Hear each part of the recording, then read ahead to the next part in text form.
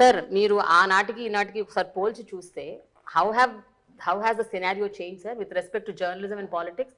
ఈ మధ్య కాలంలో attacks on journalist, attacks on ఒక particular media house affiliated to one political party, ఇవన్నీ జరుగుతున్నాయి. So how do you look at the current scenario? మన తెలుగు దీనికి సంబంధించినంత వరకు రామోజీరావు గారు మొదలుపెట్టిన తర్వాతనే ట్రెండ్ అంతా మారిపోయింది. ఆయన వచ్చినాక చేస్తూ వచ్చారు. ఆయన వన్స్ ఈ స్టార్టెడ్ ఎంజాయింగ్ దాని మీడియా పవర్ ఎప్పుడైతే తెలుగుదేశం పార్టీ ఫ్లోట్ అయ్యాక టికెట్లు అక్కడ డిసైడ్ అయ్యాయో, స్పీచ్లు అక్కడ తయారవుతూ వచ్చాయో, పార్టీ అక్కడ నుంచి ఇది చేస్తూ వచ్చిందో, అప్పుడు పవర్ అనేది తెలిసింది, మీడియా పవర్ అన్నమాట. ఆ తర్వాత ప్రతి ఒక్కరూ పెట్టడము అలాంటిది ఏదో దానికి ధీటుగా ఉన్నామనుకోవడం జరుగుతూ వచ్చింది. తర్వాత మీరు ఇంకా టెలివిజన్ రావడము, 24/7 ఛానల్స్ రావడం, ఇంత జరిగిన తర్వాత ఈరోజు మీడియా అనేది అక్కడ నుంచి దిగి ఇన్స్టిట్యూషన్ల దగ్గర నుంచి దిగి ఇండివిజువల్కి వచ్చింది. ఇప్పుడు individual he feels his opinion. ఒకప్పుడు ఎడిటోరియల్ కోసం చూసేవాళ్ళు, 2 రోజులు లేట్ అయినా ఏం రాస్తారో, ఎందుకంటే ఇన్ఫార్మ్డ్ ఒపీనియన్ అక్కడ నుంచి వచ్చేది. ఇప్పుడు యూ హ్యావ్ గూగుల్, వైడ్ ప్రపంచం అంతా మీ దగ్గరే ఉంది. కొడితే ఓ పేపర్లో వాళ్ళకి ఏమొస్తుందో మీకు అదే వస్తుంది. అనంతపురంలో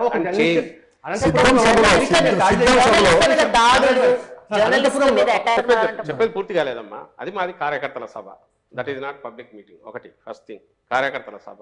అక్కడికి వచ్చిన వాళ్ళంతా మా కార్యకర్తలు వచ్చారు. ఇతను మీడియా తరఫున పోయింటే ఫ్రంట్లో మీడియాకు ఉన్నాయి ప్లేస్, అక్కడ లేడు, వెనకున్నాడు.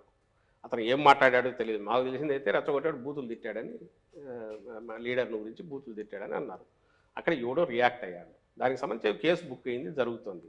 ఇక్కడ ఒక పాయింట్ అబ్జర్వ్ చేయాల్సింది వచ్చేసి, మీరే అన్నారు ఇంతకుముందు ఈనాడులో దాని గురించి చెప్తే, నేను వాళ్ళు ఎందుకు రాస్తున్నారు చెప్తే ఆ పక్కది నిజమే, అది కాదన్నారు. అంటే తెలుగుదేశం పార్టీ కార్యకర్తల కంటే మించి విషం కక్కుతా జగన్మోహన్ రెడ్డి గారి అంతం చూడాలనే దాంతో, మా పార్టీ అంతం చూడాలనే దాంతో నడుస్తున్నవి రెండు తెలుగుదేశం పార్టీ కరపత్రాలుగా మేము భావిస్తున్నాం.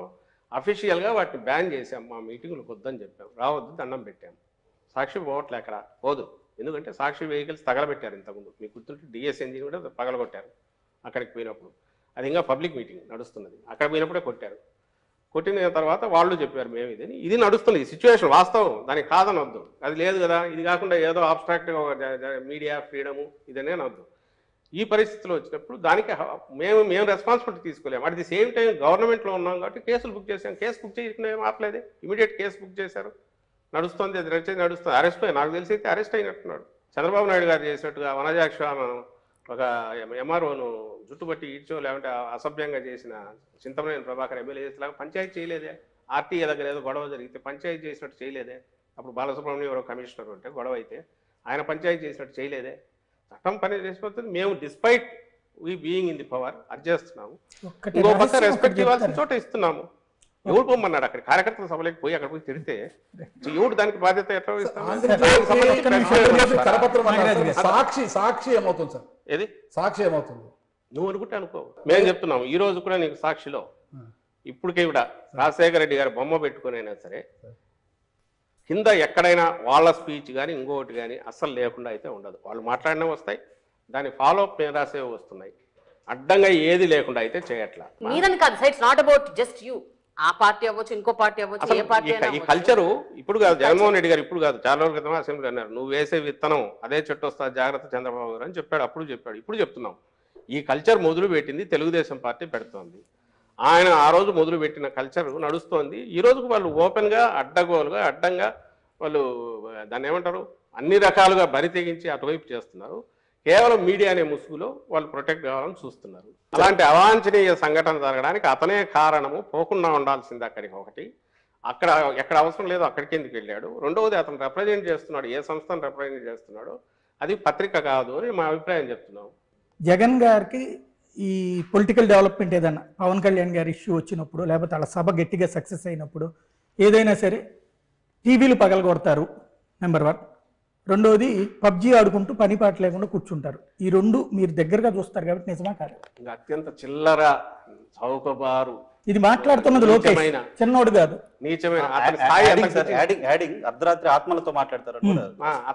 అతని స్థాయి ఎక్కడితో మీరే చెప్తున్నారు. ఎవరు చెప్తున్నారో చెప్తూ లోకేష్ అనే వ్యక్తి స్థాయి ఏది అనేది మీరే చెప్తున్నారు. ఇంకా అంతకంటే నీచమైన చౌకబారు ఇది ఏదైనా ఉంటుందని అయితే నేను అనుకోను. అంటే వాళ్ళ ఉక్రోషం ఏ స్థాయికి పోతుంది. ఇంకా ఎప్పుడంటే మీరు బూతులు ఎవరు తిడతారు తెలుసా? తిట్లకు ఎవరు లంఘించుకుంటాడు? ఏం చేతగానప్పుడు నిస్సహాయ స్థితిలో ఉంటాడు కదా, డెస్పరేట్. అప్పుడు బూతులు తిట్టుకుంటాడు, నోటికి వచ్చినట్టు సైకో అని మిగిలిన మాటలు ఇట్లాంటి ఉంటారు. అందులో బాగా ఇవి వస్తుంటాయి. పోనీ మీరు చూసిన జగన్మోహన్ రెడ్డి గారు మీరు చెప్పండి, లేదంటే ఇంకోరు చూసిన వాళ్ళు ఉన్నారు వాళ్ళు చెప్పండి. ఒక మనిషి ప్రైవేట్ లైఫ్లో ఎట్లుంటాడు అనేది పబ్లిక్ లైఫ్లో ఎక్కడో చోట కొంచెం కనపడక తప్పదు, రిఫ్లెక్ట్ అవుతుంది. నాకు తెలిసి ఇంతవరకు జగన్మోహన్ రెడ్డి గారు పబ్లిక్లో ఎక్కడా ఎవరి మీద విసుక్కొని కానీ ఇంకోటి కానీ చేయరు. ప్రైవేట్ దాంట్లో వాటికి సంబంధించి కూడా ఎందుకు డీసెంట్గా ఉంటారనేది మీరు ఎట్లా చెప్పగలంటే పబ్లిక్లో రిఫ్లెక్ట్ అయ్యేది. మహిళల మీద కానీ ఇంకోటి కానీ చిన్నపాటి ఇదైనా, లేదా చిన్నపిల్లల మీద కానీ పెద్దవాళ్ళ మీద కానీ ఇదైనా, లేదా ఫ్యామిలీ వాల్యూస్ భిన్నంగా ఎక్కడ జరిగినా ఇమ్మీడియట్ ఓపెన్లీ హీ కండెమ్స్. మీ దగ్గర అంటాడు, ప్రైవేట్ టాక్లో కూడా అంటాడు. సహించాడు అసలు. ఎవడో జర్నలిస్ట్ మీద సోకాల్డ్ జర్నలిస్ట్ మీద జరిగిన దీన్ని కూడా ఆయన ఇమీడియట్ దగ్గర ఎందుకు పొద్దు ఇట్లాంటివన్నీ చేస్తారని అనింది. ఎవడు చేసినోడు ఎందుకంటే చెప్పారు, ఆడు బయట వెనకపోయాడు, ప్రెస్ గ్యాలరీలో లేడు, వెనక్కిపోయాడు, ప్రెస్కి ఇచ్చిన ప్లేస్లో లేకుండా ఎక్కడో వెనక జరిగింది ఆ ఇన్సిడెంట్. తెలిస్తే మేమెంత అలవ్ చేస్తాం సార్ అని అన్నారు. తను పొరపాటు ఎందుకు అదే ఆయన అజెండా కాదు, ఆ బేసిస్ మీద పోడు ఆయన. అది తన స్ట్రెంగ్త్ కాదు. అది తన స్ట్రెంగ్త్ అయితే ఇట్లాంటి ఇంకా క్రియేట్ చేస్తారు. అదే స్ట్రెంగ్త్ అనుకునేవాడు చంద్రబాబు నాయుడు. ఆయనకు ఏదైనా సీన్ క్రియేట్ కావాలా, దాని మీద వచ్చే హైప్ రావాలా, దాని నుంచి ఎట్లా ఎన్కాష్ చేసుకోవాలని ఆయన చూస్తాడు. డాక్టర్లు ఐఏఎస్లు ఆ పాలిటిక్స్లోకి వచ్చి చాలా హారిబుల్గా మాట్లాడుతున్నారు. Nasty language, filthy language, vulgar words, ఏది పడితే అది.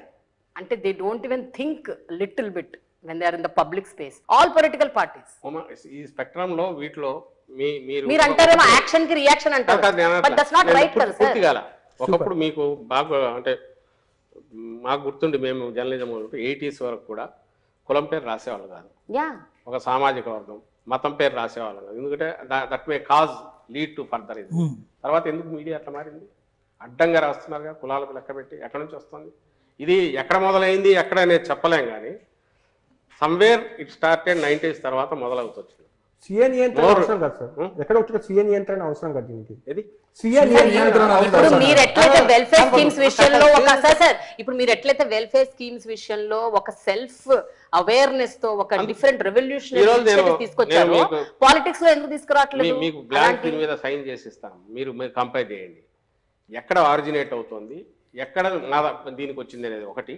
ఎంత పర్సెంటేజ్ ఆఫ్ మా దగ్గర నుంచి మాట్లాడేవాళ్ళు కానీ ఇంకొకరు కానీ అసహనం కానీ ఇంటాలరెన్స్ కానీ టోటల్ పర్సెంటేజ్ చూడండి. యాజ్ ఎ రీజనల్ పార్టీ మా దాంట్లో అక్కడ చూడండి, మీకు ఖచ్చితంగా మాది అతి తక్కువ ఉంటుంది. నేను ఖచ్చితంగా చెప్పగలను, తక్కువ ఉంటుంది, బ్యాలెన్స్డ్ ఇదే ఉంటుంది ఒకటి.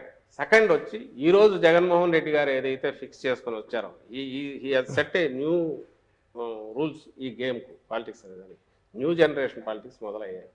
నెక్స్ట్ 10 years తర్వాత ఇటు ఉంటుంది అని అనుకోను, రీసెంట్ థింక్ వస్తుంది ఖచ్చితంగా వస్తుంది. ఎందుకంటే దీనివల్ల ఏమి ఉండదు, అక్కడక్కడక్కడ కొట్టుకుంటుంటారు తప్ప దానివల్ల అల్టిమేట్గా ప్రజలకు జరిగేది ఉండదు. ప్రజల నుంచే ప్రెజర్ పెరుగుతుంది, పెరిగిన తర్వాత చేంజ్ అయితే వస్తుంది.